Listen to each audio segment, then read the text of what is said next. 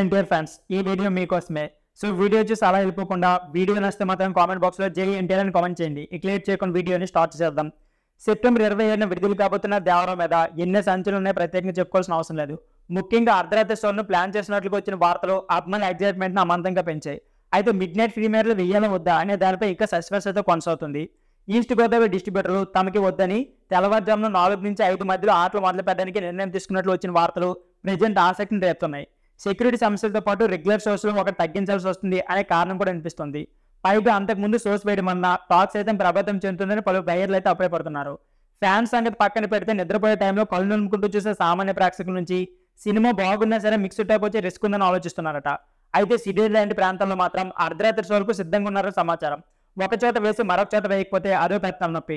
మొత్తానికి తుదిదినం ఎలా ఉండబోతుందో వేచి చూడాలి. టీం మాత్రం చాలా ధీమాగా బ్లాక్ బస్టర్ అవుతుందన్న నమ్మకంతో అయితే ఉంది. టికెట్ రేట్లకు సంబంధించి జీవోలు ఈవేళ లేక రేపు వచ్చేస్తాయి. ఇకపోతే టికెట్ మీద గరిష్టంగా ₹100 దాకా పెంచి ఉండొచ్చు.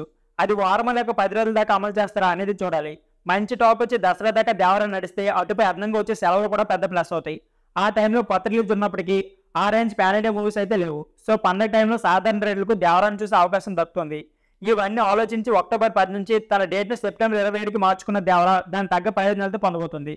సో ఫ్రెండ్స్, ఈ వీడియో నచ్చితే please like, share and subscribe my channel. Thank you for watching.